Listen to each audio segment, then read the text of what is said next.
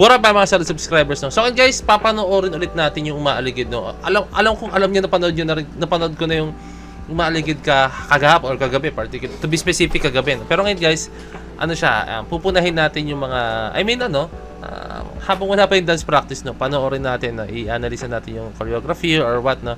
And then not making choreography nila guys, yung approach nila sa choreography nila mismo sa Umaaligid, no?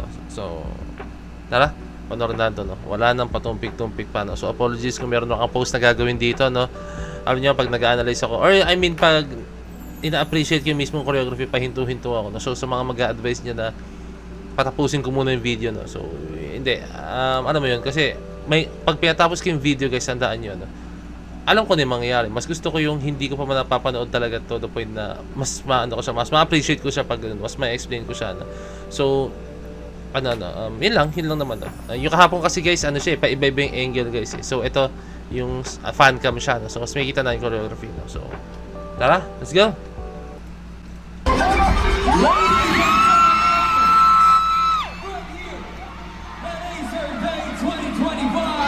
We got the Queen and the Kings.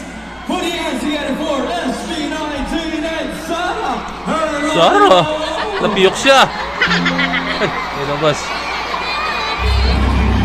Hey, what happened? Yan, sorry, binabas.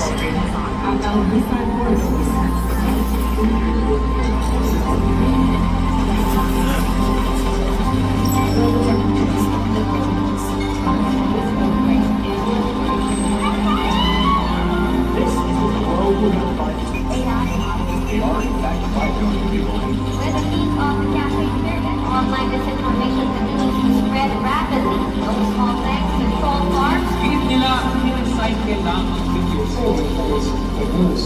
High-ranking government officials using public funds to build troll farms. Police have arrested 3 suspects in Valentinate.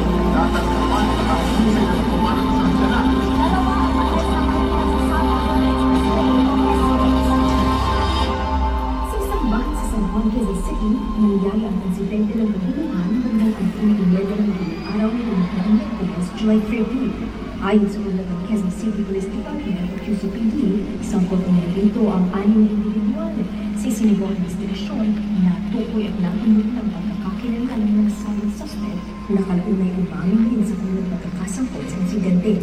Sa kabila nito, tumuli pa rin ang mga suspect na nagbigay ng mga pahayag bandang kung ano yung nangyari. Sa ngayon, naaalam pa ako ng mga motibo sa pamumuhan at mga posible ang ito sa kaso. Mula po sa Quezon City, Shaila Gomez, DNP News.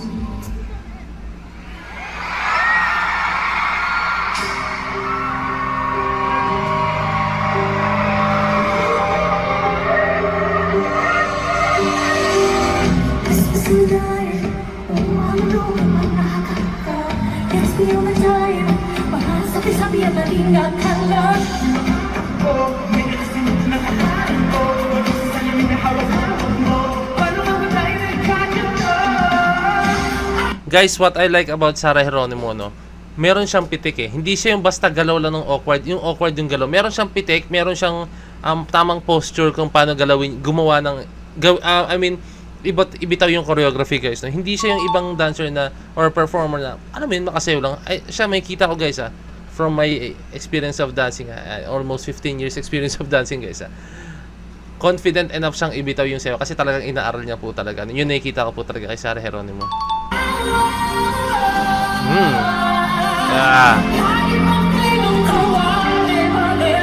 Ayun, no. Kita yung isolation dun. Yung ulo, guys, grabe.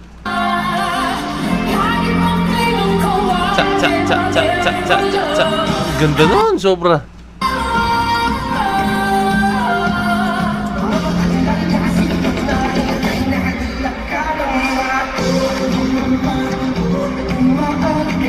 Hey, umaaligid.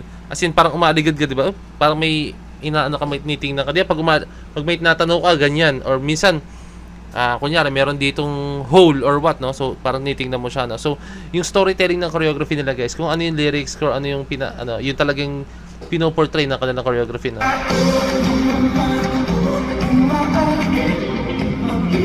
Tugod-tugod din.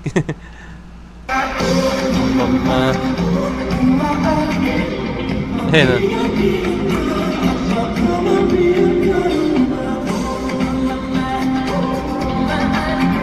Ayan. So, isa pa, umaaligid. Na-explain ko kahapon to, no? So, yung, for me, yung pagkakaintindi ko sa umaaligid na choreography nila, umaaligid, ikot, no? So, syempre, pag umaaligid ka sa isang property, sa isang bahay, no? So, syempre, iikutan mo siya, no? Titingnan mo. So, literal na umaaligid, no? Ayun yung sign nila na may umaaligid sa inyo, umiikot ka talaga doon, no?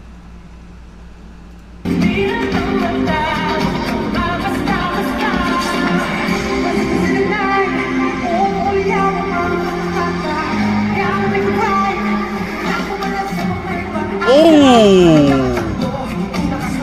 Tudugtug. Hindi lang ginawa ni Pablo yung choreography, pero ang angas na yung musical. Tug.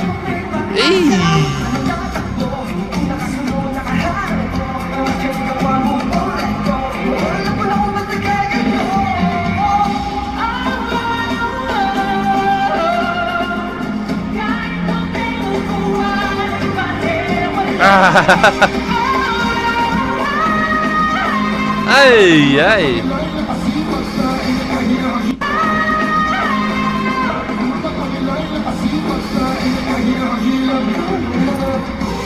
Mama.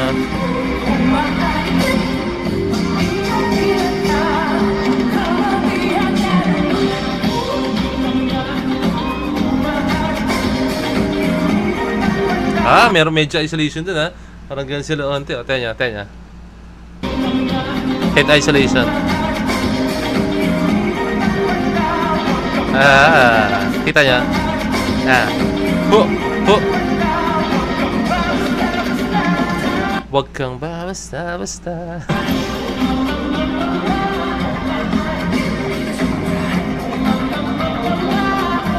Isa pa sa nagustuhan ko dito, no? Yung choreography nila, kung ano yung mood, kung ano yung tempo, kung ano yung bitaw, bagsak ng music, talagang yun yung ginagawa nila. Mama. Parang kung mama. As in soft line mama. Soft line ginagawa nila, no? Hindi yung mama. Hindi siya solid, no? Ginawa nila mama. 'Di ba? Na ano nyo, kasi may kanya-kanya tayong approach dapat sa choreography, no? So kung yung music or yung lyrics is medyo soft, kailangan yung choreography mo is dapat soft din, no? Kasi hindi siya babagay, no? Doon papasok, guys, yung musicality mo, no? Kumbaga, merong ibang gumagawa nun, pero for me, mas madalas ko nakikita talaga as in na kung ano yung approach ng music, dapat ganoon din yung bitaw ng choreography mo, no? So pag sinabing tak, may snare na tak, dapat tak, as in tak, ganun lang, di ba? Pangit man, tak, di ba? Ang pangit, tak, mas ganda, tak, di ba? Mas ganda siya tingnan, no? Mas solid siya. Kaya, tak, di ba? Ano mas bagay? Tak or tak, di ba? Nakita niyo yung na-visualize niya. So, ganyan yung ginagawa nila approach talaga.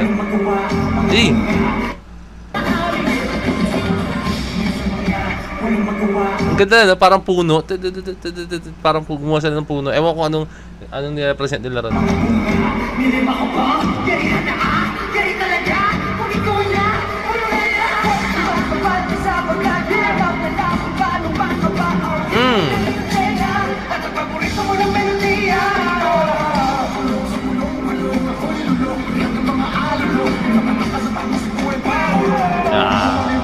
Shoutout sa mga Vanzi, guys. Grabe yung mga dancers, guys. Solid.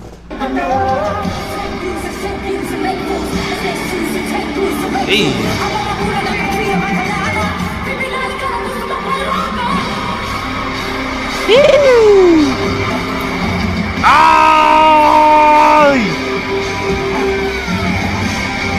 Ay! Ay!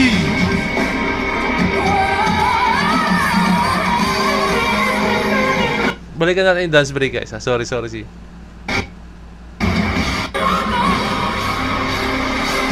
Tung tss tss tss, di ba? Sakto. Paano? Tung tss tss tss, di ba? So, tung tss tss tss. Kaya soft lang yung snare, eh.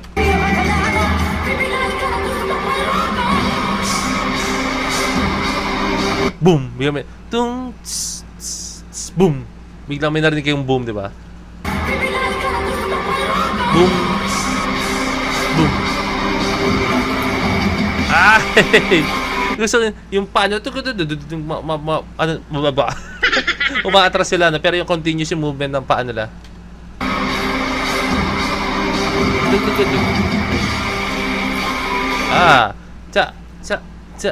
So meron nasa taas, meron nasa baba. Tanya. Boom, boom, boom. Okay. Oh!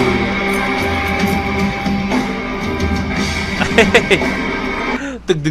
Grabe, musicality talaga meron. Yung choreography, solid eh. Oh!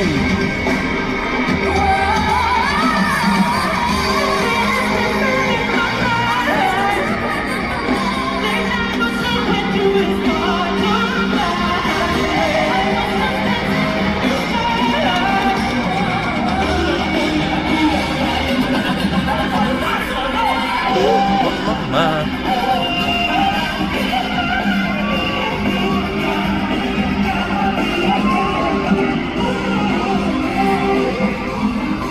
The sixth member of SB19.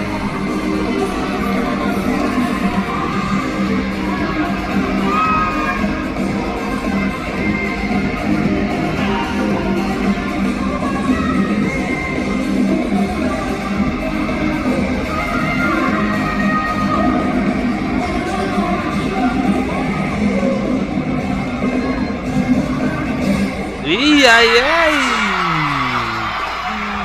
Kahit nag-bounce sila, pag ending nila, umaaligid pa rin. Mayroon pa rin sign silang umaaligid.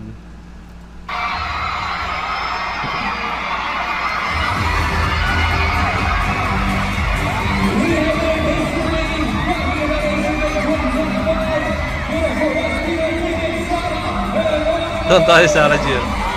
Guys, grabe yung collaboration, guys. Imagine mo naman, guys, na Sarah G isa yan sa mga gem po talaga na ating bansa. Tapos with SB19 na. Guys, I'm a very big fan of Sarah G po talaga ever since, guys. No? So, hindi pa ako nasisimula sumayaw nung time meron pa nga time, di ba, naka-collab niya si Guy Sebastian, no? Yung kumanta ng Angels Brought Me Here, no, di ba? So, grabe, guys. I'm a big fan of Sarah G. No? Tapos makita mo, naka-collab nila ngayon, naka-collab ng SB19 si Miss Sarah G. No? It's a dream come true. Parang ang sarap sa mata na makita mo yun. No? So, yun, guys, the choreography itself, napaka-solid, no? I'm 80% or 90% sure na si Sir J yata ang nag-choreograph nito, guys. Hindi ko alam, comment down below. Pero kasi yung galaw, yung movement, to be honest with you guys, hindi ko alam talaga kung sino nag-choreograph nito. No? Pero kasi yung galaw nila, guys, yung movement, pati yung approach nila sa choreography, pati yung mga... Alam ko kasi paano mag-choreograph si Sir J. Pero hindi ko alam kung siya talaga. No? Pero merong chance na siya. No? I'm confident enough na siya yung nag-choreograph nito. Pero kung hindi, pahiya si Point of Heads. Hindi, may touch kasi ng choreography ni Sir J talaga eh. As in, yung galaw niya talaga. So, ayun. Solid. Napakagandang choreography, napakagandang storytelling talaga. No? Kung ano yung pinoportray, kung ano yung lyrics, kung ano yung meaning ng kanta, yun talaga yung pinoportray ng choreography. No? So, talagang pinag-isipan. Hindi yung may magawang steps lang po talaga. No? So, ganun kasolid po gumawa ng choreography ang SB19. No? Ganun katalaga sila, kasolid sila gumawa ng choreography, no? As in. And ko si Sir J man ito. No? So, solid. At the same time, Miss Sarah G, matik na yan, guys. Talagang inaral niya yung pagsasayaw, guys. No? Wala akong nakitang moments doon na ang awkward ng galaw niya. No? As in yung posture, the rest, solid. No? Kung, di ba? At the same time, alam niyo naman yung style ni Sir J, no? Kung choreography man ito ni Sir J, napakagaling ni Sarah G, na-absorb niya kung paano talaga mag-choreograph si Sir J, no? Kasi unique talaga yung style ni Sir J, no?